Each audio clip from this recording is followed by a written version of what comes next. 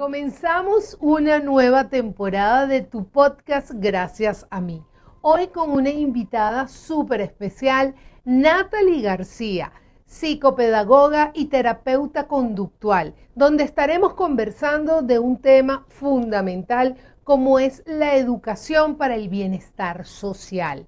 Y antes de comenzar, te quiero invitar a que vayas al canal, te suscribas, le des like y apuntes con la manito. Laura Lombardini Oficial. Y por supuesto, estoy en bienestar gracias a mí. Con esto comenzamos ya.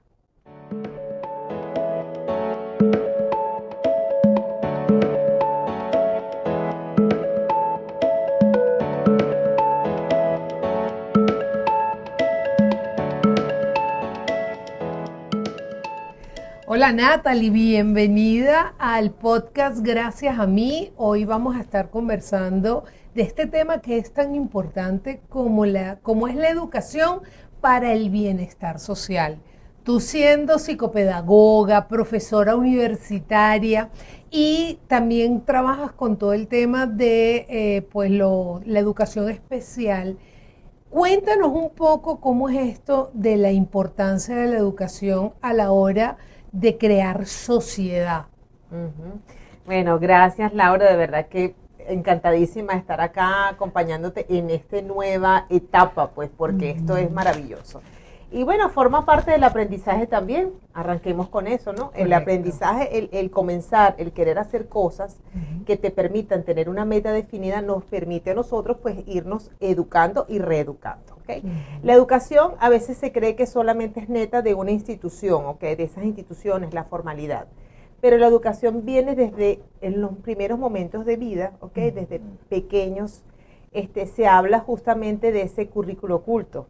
¿Okay? El currículo oculto es aquellas estrategias, técnicas, actividades de hecho que se hacen en casa y que permiten de una otra manera tener la fortaleza y tener como ese piso, ¿okay? De aquellas competencias que vienen las competencias sociales que te permiten ser un ente socialmente aceptado y que te permita también adquirir cada vez más nuevas competencias sociales. Fíjate qué importante lo que acabas de decir, porque todo nace y comienza en casa. Muchas veces nacen hijos donde el hogar y la casa no está estructurada de la manera correcta. Es decir, papá no está, mamá tiene que salir a trabajar, entonces al final los niños quedan con la vecina, con la abuela, y de repente el cuidado no es el mismo. En ese caso, ¿cómo hacemos para que esos niños tengan una formación correcta y podamos desarrollar el talento que ese niño tiene? Porque yo lo que quiero hacer hincapié el día de hoy es desarrollar los talentos, porque a veces la educación se dirige a un patrón que fue el que aprendí yo cuando... Académico. Correctamente. Sí, fíjate, es importante esa pregunta.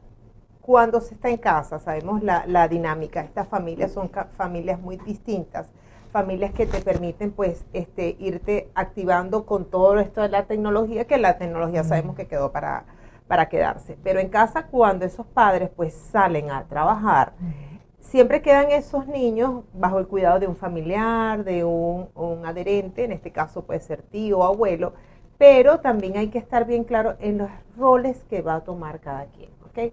Los roles son insustituibles, Laura. ¿Okay? El que es padre, que es madre, el que es abuelo, tío también. Cada quien tiene un rol muy importante y significativo dentro del entorno familiar.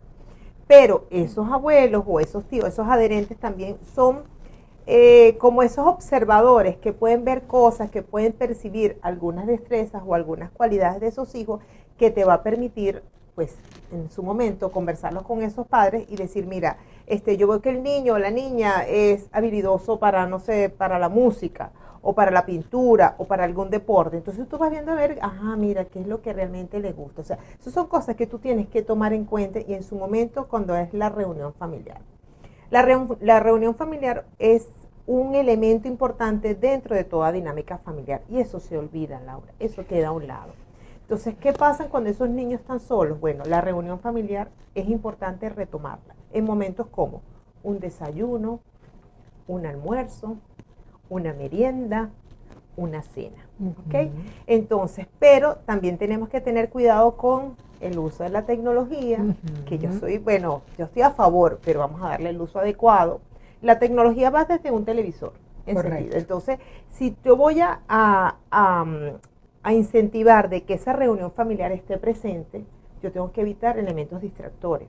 Correcto. Y la reunión familiar es que me va a permitir justamente conversar aspectos que tienen que ver con el aprendizaje. No solamente, porque esas conversaciones a veces se tornan un poco tediosas, fastidiosas. El adolescente, ay, mamá ya viene a preguntarme otra vez, ¿qué hice, qué no hice? No, pero sí, exacto, pero sí preguntar cosas como, mira, me contó la abuela o me contó tu tía que como que te está gustando la pintura.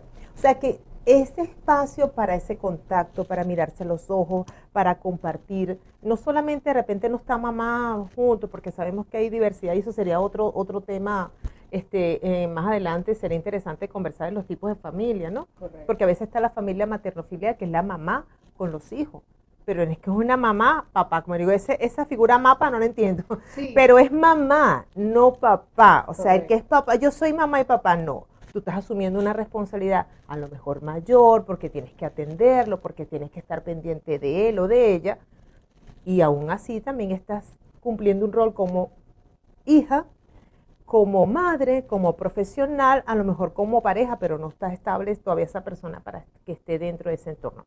Pero retomando lo de los espacios para esa reunión familiar, es donde tú vas a experimentar y a conversar con esos niños o esos hijos, cuáles son sus destrezas. Y ahí conviene todo lo que estamos conversando, que es el aprendizaje. Yo quiero que sea cada vez, y eso es una de las temáticas cuando me llegan familia y niños a consulta, aquí es formarnos ser cada día mejor persona. Correcto. Ok, mejor persona. Entonces, ¿qué es lo que queremos? Yo no les voy a decir, mira, tú vas a hacer esto. No, ustedes van a revisar qué estoy haciendo. Hacer como un inventario de funciones en casa o tu inventario de ti mismo, para entonces tú empezar a reorganizar y tú decir, bueno, mira, ciertamente yo algunas cosas tengo que cambiar. Y entonces empieza ese espacio para eso. La educación no solamente lo que tú decías, lo académico, no, la educación va desde la educación emocional. Que es fundamental eso, porque de hecho cuando uno se centra, a veces los padres cometemos errores fundamentales con nuestros hijos, que vaya, estudie y saque 20. Cuando sea alguien en la vida, cuando de repente ni siquiera le das la oportunidad de decir, bueno, mira, no me gusta matemática.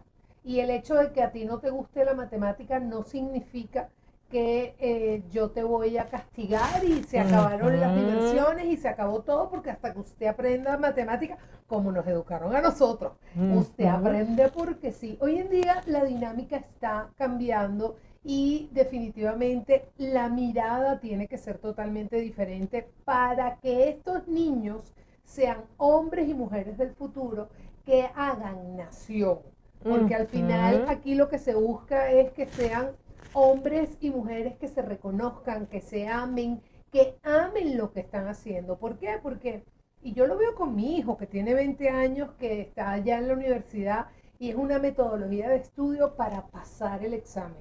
Y entonces tú ves que pasó el examen y ya se olvidó del tema y tú dices, ya va, hello, ¿y aquí qué está pasando? Entonces ir un poco más allá de buscar realmente ese talento, y es desde el acompañar. Yo creo que es bien importante, y nosotros a veces como padres a nuestros hijos, sobre todo cuando están chiquitos, que empiezan a hacer unos garabatos, ¿qué estás haciendo, muchacho? ¿Qué es eso? Y creo que esos son errores fundamentales, ¿verdad? Yo me imagino que a ti en consulta te ha pasado. Sí, por desconocimiento. Fíjate, a veces llegan, quieren dibujar, mira, él sabe todas las partes, los chiquiticos de edad preescolar, sabe las partes de su cuerpo y todas, no, y resulta que está haciendo un monigote que es propio, esa figura propia del niño de esa edad, ¿no?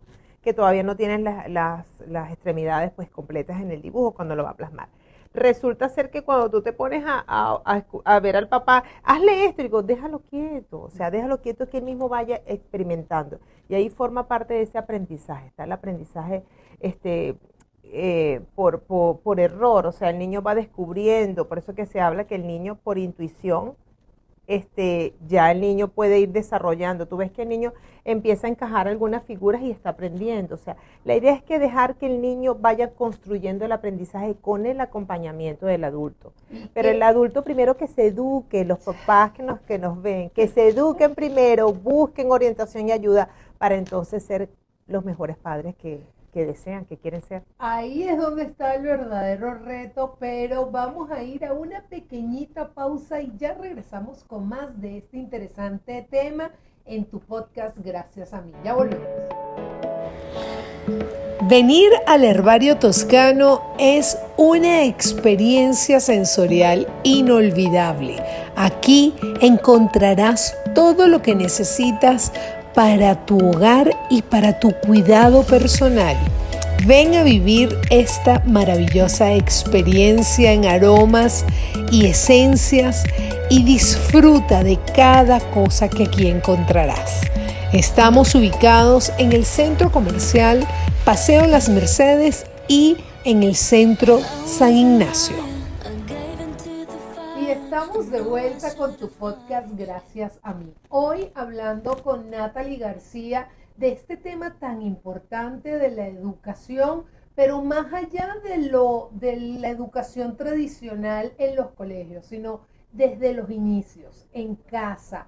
Y en la parte anterior justamente estábamos conversando de todo este tema que a veces los padres por el día a día, por sus rutinas, porque a veces inclusive hay padres que no saben cómo manejar ese rol de padres y entonces dejan su responsabilidad a otras personas y llega el problema, porque generalmente hay padres donde definitivamente no tienen tiempo o llegan muy cansados y eso de estarle preguntando cómo te sientes, qué hiciste, vamos a jugar, no tienen tiempo para eso.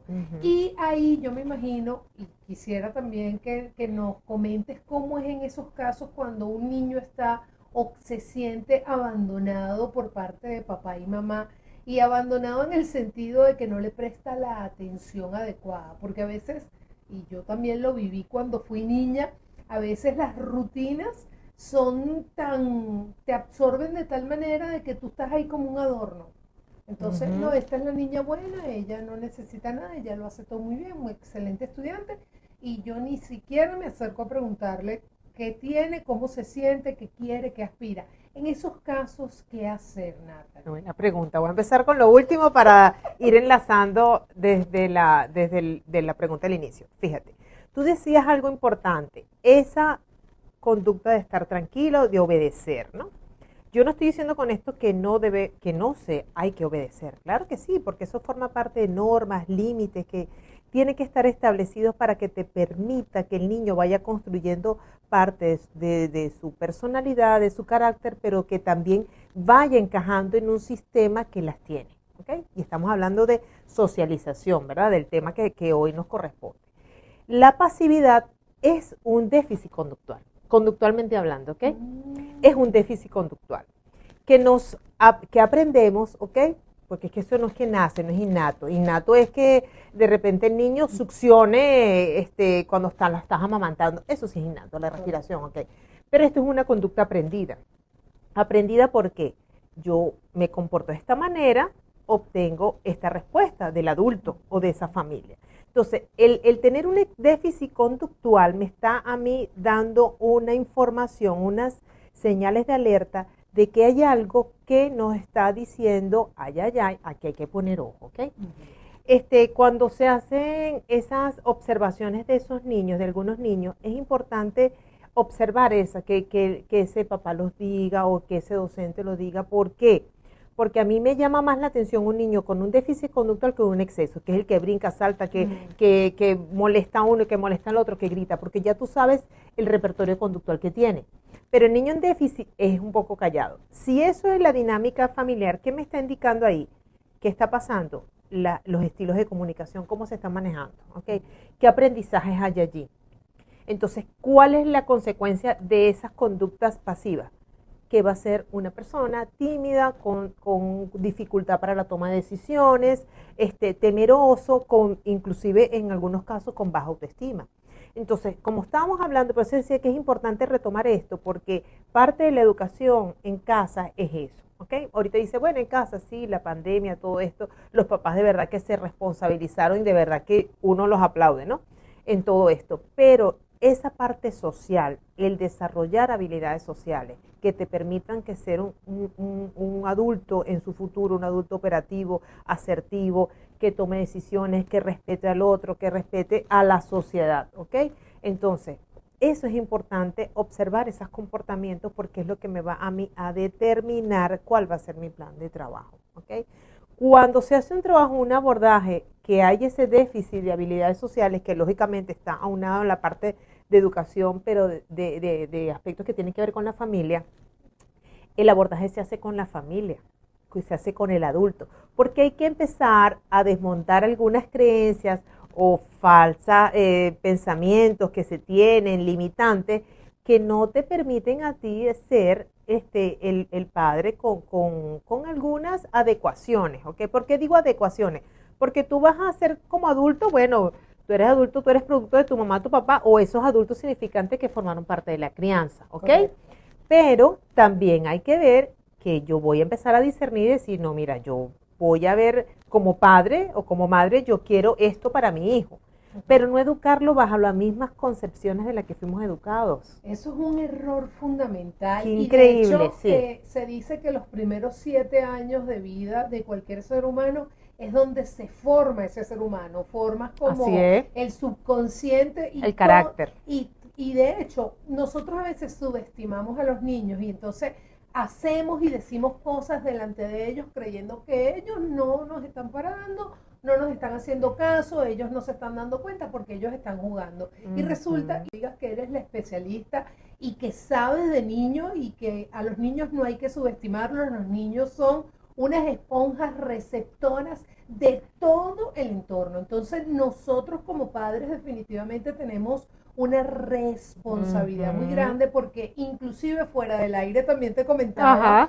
de casos donde son niños terribles que se portan mal, que golpean, que arañan, que esto, lo otro, y a veces ahí hay un llamado de atención del niño hacia los padres, es decir, los padres, bien sea mamá, papá o ambos, pasan por algún proceso emocional que el niño lo está disparando. Y nosotros, ¿qué hacemos como padres? Bombardeamos al hijo. Y tú dijiste en una parte donde es importante trabajar de manera mancomunada. Es decir, yo voy a ver al niño, pero yo voy a ver a los papás. Porque muchas veces, y a mí me pasó, y yo por eso hablo con propiedad, porque a mí me pasó con mi hijo chiquito, que era terrible, y yo lo llevé, pero a cuanto especialista. ¿Qué no hice con ese chamo? Y ese chamo, mira, igualito.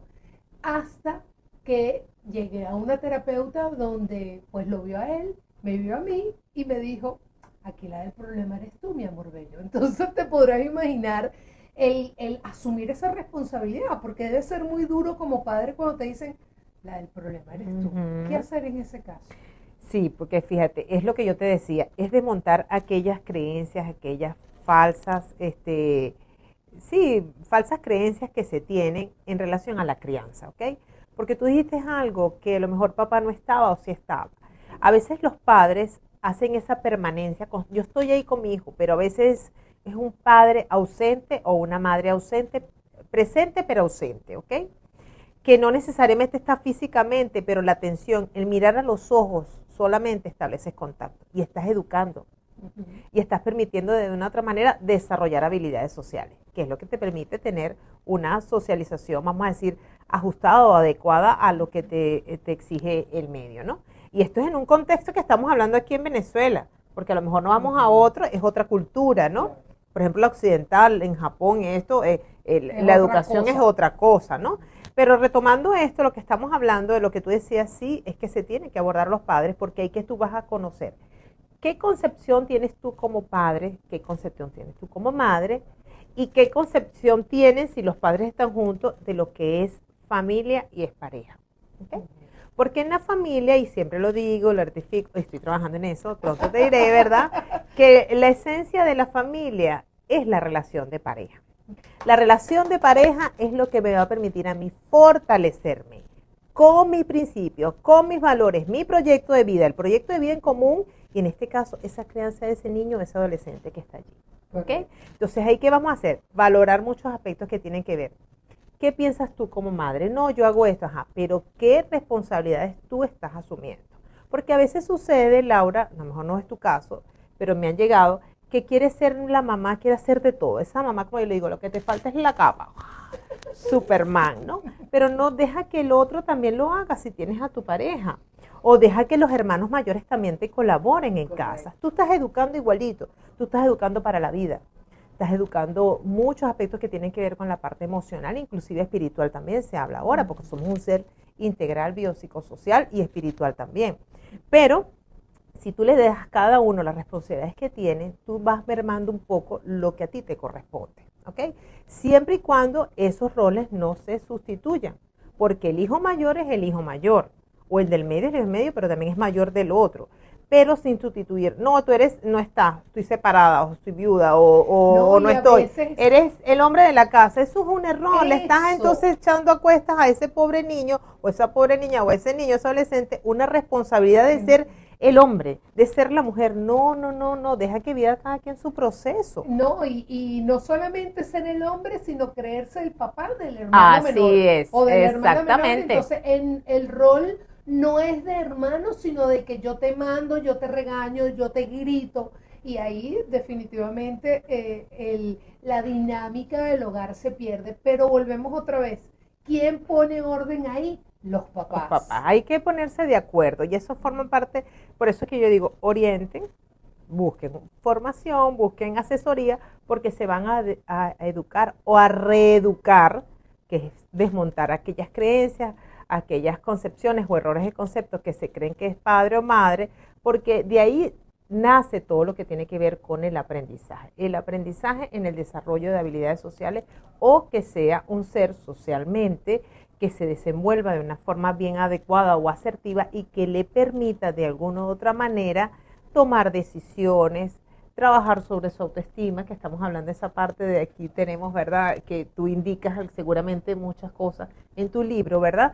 Pero es eso, si nosotros valoramos desde pequeño, te va a ser muy fácil tú desarrollar otras habilidades y dentro de ese entorno académico o escolar institucional como está, te va a ser más favorable aceptar tus errores, ayudar al otro, ¿ok?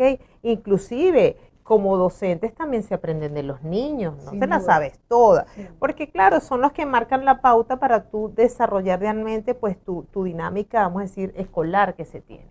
Pero es importantísimo esa educación en casa, o sea, que se tiene, no solamente, y no hablemos ni toquemos el tema de lo que es la parte de educación sexual, no, la educación sexual va desde casa. Correcto. Desde casa. Y eso es un tabú que tú dices, Dios mío santo, y todo nace en casa. Ya para ir concluyendo, Natalie, ¿cuál es la recomendación final? Porque yo, Laura Lombardini, soy proterapia. A mí, así tú creas que tu familia y que tu hogar y que todo sea perfecto y que esté todo en orden, siempre es bueno buscar una asesoría terapéutica. Tú, por supuesto, que estás metida de lleno en esa área, argumentalo, di por qué es bueno ir a terapia y buscar siempre esa asesoría, aun cuando tú creas que lo estás haciendo perfecto. Sí, es que nosotros como terapeutas también recibimos terapia, ¿okay? Porque nos equivocamos, porque somos seres humanos, porque a veces pues tenemos esos pensamientos rumiantes o esas limitaciones que nos interrumpen nuestro día a día, ¿ok? Eso es así. Pero mira, sí es importante acudir a terapia. Primero, te reorganizas en tus funciones o en tu día a día. Como padres, le das valor al vínculo. El vínculo nace desde el primer momento que tú dices, vas a ser mamá, vas a ser papá. Así de repente ya no estén en este plano, ya fallezcan, pero ese vínculo está, ¿ok? Entonces, fortalecer el vínculo. Segundo, se orienta, no es que sean consejos, el consejo te lo da un amigo, se orientan, se recomiendan, puede ser, no, dame un consejo, no, el consejo. Se recomiendan terapias que te van a permitir ser asertivo, que tu comunicación sea la más asertiva. No es que, porque a veces dicen, no, yo soy así, yo no voy a cambiar. Entonces tú ves, bueno, realmente estás encasillado en una creencia de que no vas a aprender, no vas porque no lo vas a hacer para complacer al otro, lo vas a hacer para complacer a ti. Cuando tú ves que haces un cambio conductual o emocional, tú vas a ver el cambio en el otro, ¿ok? Entonces, esto es recíproco, ¿ok? Y tercera, las terapias te van a permitir a ti ser mejor persona. Si tú tienes una duda, o sea, tú puedes investigar, como digo, ahorita tenemos el doctor Google. Ay, sí, claro. Sí, pero lo primero es buscar terapia, buscar orientación que nos va a permitir ser cada día mejores personas. Sin duda alguna, y yo doy fe de eso. Qué Y bien. qué rico es tener la apertura para poder ser mejor persona cada día. Definitivamente, ahí es donde vamos, y justamente cuando tenemos hijos pequeños o cuando empiezan en esa edad que termina siendo la que mucha gente dice la aborrecencia, que me parece que es un término terrible, porque ya tú vas como predispuesto. Yo te digo, yo mi hijo pasó su etapa, claro, todavía está, pero ya de salida de la adolescencia sin mayor problema. Entonces, definitivamente hay una predisposición de parte de los padres, que eso sería un tema también para otro programa, Natalie. Pero ya para ir concluyendo, a mí, saben que ustedes ya saben cómo, a mí mi parte de numeróloga, y me encanta siempre regalarle a mis invitados un abreboca de lo que es el análisis numerológico, y lo voy a hacer con tu mundo interno. Dime qué día naciste y luego me das el feedback. Ok, con año y todo. No, solamente el día. 7 de febrero. Ay, 7.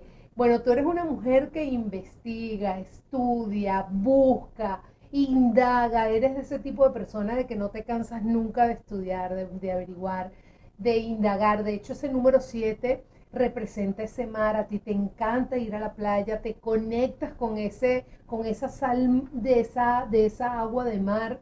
Y por supuesto el lado, porque tú sabes que los números tienen su número de luz, que es por supuesto eres una persona incesante, estás en constante movimiento, te gusta esto de estar aprendiendo cada día más, pero la parte como un poco que no es oscura, sino que es para darle el equilibrio a todo, es que a veces a los números 7, y yo que lo tengo en mi parte emocional también puedo dar fe de eso, eh, tenemos que trabajar a profundidad las emociones. Es decir, nosotros los 7 somos muy sensibles. Y ahí es donde está el gran trabajo, porque además el 7 es el maravilloso número 7, es el número de la espiritualidad. Y de hecho, la espiritualidad solo la consigues cuando te reconcilias con tus emociones. Y eso es yendo hacia adentro. Y yo estoy segura que a ti te tocó trabajar todo eso, la rabia, el miedo, la soledad. Y por supuesto, descubriste ese ser maravilloso espiritual que está dentro de ti, porque una vez que tú haces ese camino hacia adentro, sacas esa maravillosa luz que tienes. Puedes decir, no necesito que ella me lo diga, eso se ve, eso se emana. Pero sí me gustaría saber si acerté en algo. Sí, claro que sí.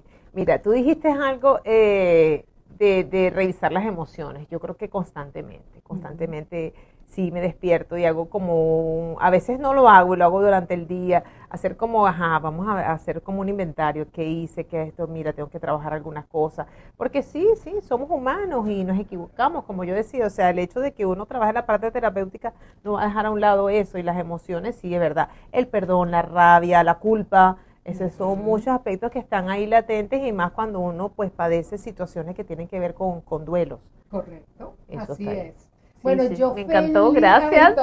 Y yo más encantada de haber tenido este contacto contigo, y de seguro vamos a tener más programas, Natalie, porque qué importante y qué fundamental es hacernos responsables, buscar la manera de educar correctamente, porque a veces creemos, y bajo un paradigma o bajo un estilo, pues de cómo lo hicieron conmigo, así lo voy a hacer, y entonces a mí me pegaron y yo voy a pegar. Entonces con esas cosas tenemos que ser bien responsables, hacernos responsables desde el mismo momento que el bebé está en la barriga. Así que bueno, antes de despedirte, tus redes sociales, tus puntos de contacto, y ya saben, búsquenla, porque bueno, mejor imposible. Bueno, gracias Laura, de verdad, nuevamente reencontrarnos nuevamente por este espacio. Bueno, me pueden contactar por mi Instagram buscando el equilibrio NG, mi Twitter buscando el equilibrio y hago asesorías y asesorías terapéuticas online y consultas online, consultas presencial en los dos caminos y mi número de contacto 0414-025-3026 y con gusto pues buscaremos una salida a esa situación que a veces pues nos bloquea un poquito. Y bueno, con esto le damos fin a este encuentro del día de hoy. Bueno, yo me voy a despedir sin antes recordarles que me tienen, bueno, denle aquí a la campanita, suscríbanse y compartan este programa para que sea mucha la gente que nos esté viendo y aprendamos todos de manera mancomunada. Esto fue todo por el día de hoy de tu podcast. Gracias. Chao.